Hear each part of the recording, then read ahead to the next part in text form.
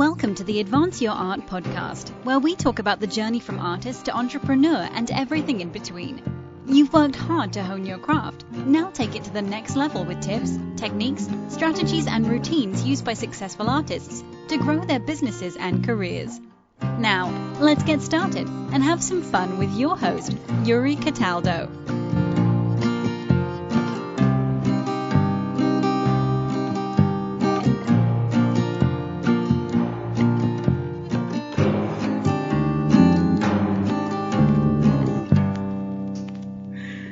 Amanda, hello. Welcome to the show. Hi, thank you so much for having me on. Of course. How are things in your neck of the woods? Not too shabby. Our regulations here during this pandemic are kind of lax, so I'm still able to go out and ride my bike and at least be out in the fresh air. I can't go socialize much, but to be truthfully honest, I'm kind of okay with that. I have a lot of work that I feel like I needed to get done around the house and with myself and stuff, so no worries. Yeah, well, that's good. At least that's a great positive way to look at it, and it sounds like you're already keeping things moving and productive. So great. For the listeners who are not familiar with what you do in your work, how do you describe yourself and what you do?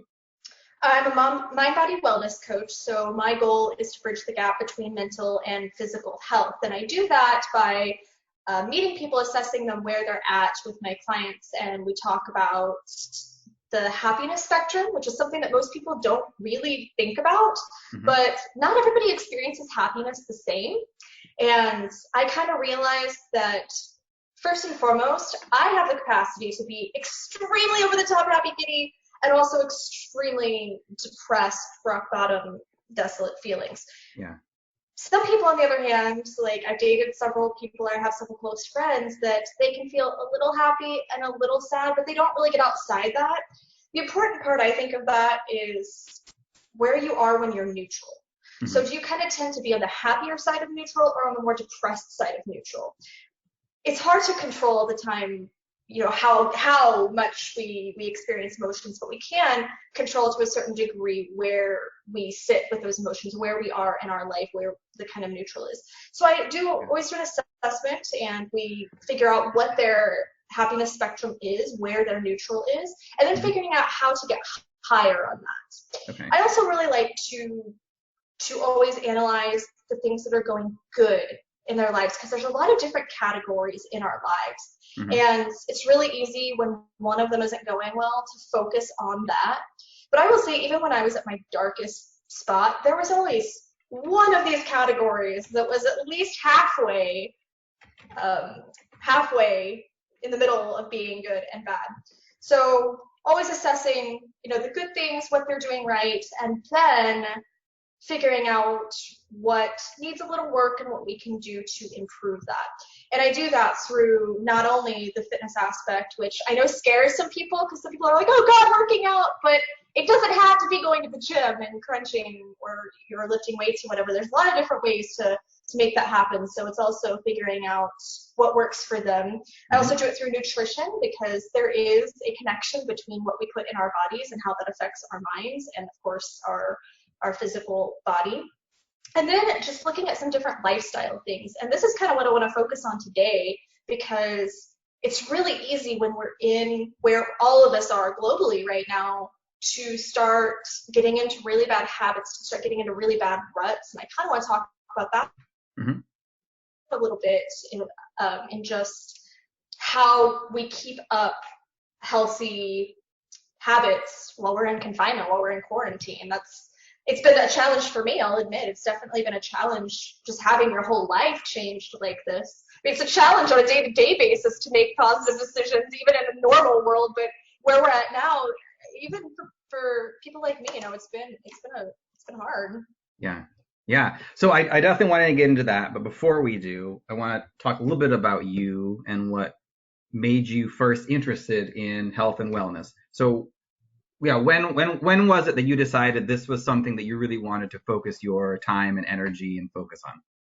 Well, in the beginning, I think a lot of it was I just wanted to be prettier. You know, I didn't really have great self-esteem. I was bullied a lot growing up and kind of always told that I wasn't good enough. I was the lone wolf. I was the outcast. So a part of it was I just wanted to look more aesthetically appealing. So I majored in holistic nutrition. Well, I majored as a mind body wellness coach with a specialty in holistic nutrition. And at the time, I don't think it really truly set in. I don't think it really registered with me how it could benefit me beyond the physical aspect. So it's interesting because we did have a couple of classes that were based on the mental aspect, but I still didn't make that connection. I don't know why. I took notes, I passed the test, still didn't make that connection. I just wasn't ready, I guess, at that time in my life. Yeah. But things got really dark and ugly over the next 5 years or so after graduating from that. And I just fell into a really dark place. I mean, when I graduated, I was still going through untreated postpartum depression. I was alone. I didn't really have anyone. I got out of that relationship because it just wasn't healthy, and in a multitude of ways. I got out of that relationship, got into another one that also wasn't healthy in a multitude of ways. And it was difficult for me because I didn't have a lot of positive coping mechanisms. And while I took the random yoga class where part of our training was actually hypnotherapy and stuff, so I had skills, but I didn't know quite how to utilize them. And I know that sounds silly because I went to this school that gave me everything I needed, really, pretty much. Other than a little bit of self-discovery, it gave me everything I needed to really have a solid set of skills, but I just didn't understand how I could utilize them at the time. And the only thing I really ever turned to when things got really dark that wasn't drugs or alcohol or cigarettes or self-harm was Linkin Park. And they were completely, I guess, indisposable. Like, the music was really indisposable for me, invaluable, I guess is a better word, for me. During a lot of different times in my life, I was sexually assaulted when I was 16. I lost both my parents in my early 20s. Like I said, I went through untreated postpartum depression, several very unhealthy relationships, and I'd always turn to music. I always had that to fall back on. And when the lead singer took his life in 2017, when Chester Bennington took his life in 2017, I lost my mind. And I know that sounds really strange to a lot of people because actually it probably doesn't sound strange to your listeners. I've listened to some of your podcasts, and from what I'm understanding, a lot of them are musicians and artists and stuff. So it probably doesn't sound strange to you guys. So I feel like I'm at home. Thank you for bringing me into this community. But I felt strange at the time because I'd never met this guy. You know, even though he lived like a few miles that way, he had a house a few miles that way because I'm right by Tempe, Arizona. I didn't know him. I'd never met him, never shook his hand, never got a selfie with him or anything. But it was his voice that was with me during the darkest points of my life. The night I got sexually assaulted, I was listening to Hybrid Theory while I was in the shower, which is the one thing they tell you not to do. But I was 16 and really didn't know. I was in a shock and panic. So when he took his life, my mind kind of fell apart because I didn't have that healthy coping mechanism. And again, I tried to do some yoga or eat a salad or something, but overall my lifestyle was not healthy. I fell back into cocaine, which I went to several times during my life, like after my mom passed away. And upon meeting Mike Shinoda several months later, the next summer, I got clean. I got clean off that, and I got clean off self-harm. I was kind of motivated to do that. But by the fall of 2018, I just couldn't take anymore. There's really no better way to say it. I was just done. I couldn't take anymore. The situations, the circumstances of my life had really just crippled me.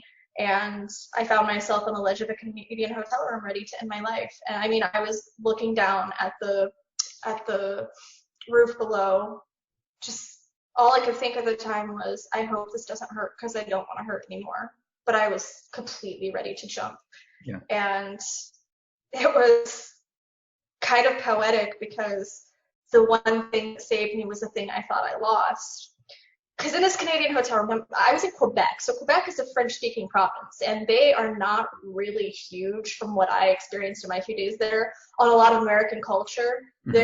we are French, and you will learn proper French. And even though I speak French, it's very hard to speak to them because they're very, very proper. They're very traditional. Mm-hmm. So I didn't hear a whole lot of American music or hear a lot of cultural references, but other than the Justin Timberlake concert I was at. But literally right in that moment, just outside my door, the cleaner that I didn't even know existed until that time turned on Linkin Park. Hmm. And I'm an atheist, so it freaks me out because I'm just sitting there going, oh God, I don't know what this is, but I hear you, whatever you are, whoever's trying to get my attention, you got it. But it was, I mean, that brought me down, sure, but that wasn't going to heal me or fix why I got there, in the first place. That wasn't going to fix all the things that led me to that ledge. Mm-hmm. So the next few weeks and the next few months was really a complete rehaul of my life because I told myself I was healthy. I told myself I tried everything I possibly could, but hopefully your listeners aren't offended. That was bullshit. I was not really giving it my all. Mm-hmm. And I said, in that moment, I like in the weeks following, I kind of made a pact with myself that I was going to give it everything I could mentally and physically for 1 year. And if at the end of that year, I wasn't beyond that pain. I mean, obviously, I am always going to struggle to some degree with anxiety and emotions and whatnot. I know that. But if I couldn't find a life that was worth living, that I was going to jump. Now, for anybody that hasn't done the math, that year has passed, don't worry. But it was really overhauling my life and everything I knew, all the habits I had, all of my regime, like I wasn't particularly on fitness at the time. And I told myself I ate healthy. Eating healthy when I really meant my chocolate cupcake was vegan and gluten-free. So I told myself those buzzwords definitely I was like, oh, okay, it's healthy because it says vegan-free on it. And this is from somebody who literally went to school for this. Like, I had the education to know better, but I convinced myself, you have that cognitive dissonance in your head that convinces yourself of things that don't make any freaking sense because you want to believe it, so you find the evidence to make it so.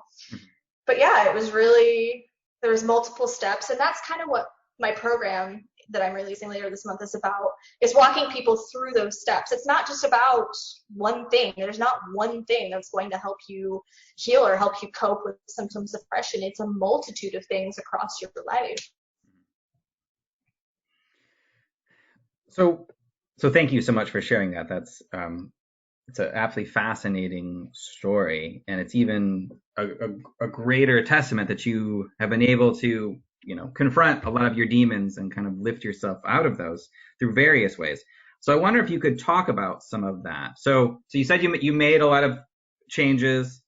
What were some very specific changes you made, in the last year or so that really helped solidify what you're doing now? First and foremost, I really like that you brought up the demons because there's a Mike Shinoda song that came out after Chester's passing. It's called Crossing the Line. And it says, I've got demons inside me, so I'm faced with a choice. Either try to ignore them or give them a voice. And like I said, I know I'm always going to have the mental health struggles to some degree, but it comes to a point of, I do have this side of me, I call it my shadow. I do have this shadow. And the lyrics actually really resonated with me because it's absolutely true. I can either ignore them, which makes them louder. They scream at you louder. If you ignore your demons, they will scream at you until they can get through. And it's an incredibly painful thing that I've went through for years of trying to say, no, those thoughts need to go away. Those feelings need to go away. That pain needs to go away.